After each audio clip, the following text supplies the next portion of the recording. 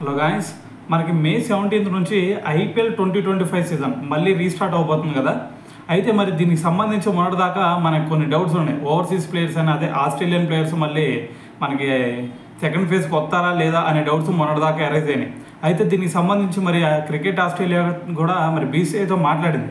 So మాట్లాడి మరి వీళ్ళకి సంబంధించిన సేఫ్టీ మెజర్స్ ఏం తీసుకుంటున్నారు అని చెప్పేసి, మరి వీళ్ళ ప్రొటెక్షన్ ఎలా ఉందని చెప్పేసి, సో దీని గురించి కూడా మాట్లాడారు. సో అయితే దాని తర్వాత మరి క్రికెట్ ఆస్ట్రేలియా చెప్పింది ఏంటంటే, మరి ఆస్ట్రేలియన్ ప్లేయర్స్ ఎవరైతే ఉన్నారో మరి ఐపీఎల్ ఆడేవాళ్ళు, సో వాళ్ళకి సంబంధించి మరి వాళ్ళు ఐపీఎల్కి మళ్ళీ వస్తాను అంటే మేము ఆపం. మాకు వరల్డ్ టెస్ట్ ఛాంపియన్షిప్ ఫైనల్ ఉన్నా కూడా సో మరి వీళ్ళు వస్తానంటే ఖచ్చితంగా మేము ఆపం, కానీ మరి వీళ్ళు రాము అంటే మరి ఫోర్స్ చేసి మాత్రం మేము పంపించలేం. సో మరి ఏదైనా సరే మరి వాళ్ళ వ్యక్తిగత డెసిషన్ మీద డిపెండ్ అయి ఉంటుంది. సో మరి దీనికైతే మాకు ఎటువంటి అభ్యంతరం లేదు వాళ్ళు వచ్చినా కూడా. కాకపోతే ప్లేయర్స్ అయితే ఒకటి గుర్తుపెట్టుకోవాలా, ఏంటంటే మీకు వరల్డ్ టెస్ట్ ఛాంపియన్షిప్ ఫైనల్ ఉంది కాబట్టి, సో మరి ఎటువంటి ఇంజురీస్ కన్సర్న్స్, మరి ఐపీఎల్ ఆడటం వల్ల ఇంజురీస్ ఏమన్నా అయినాయి అంటే సో కొంచెం ఇబ్బంది అయింది.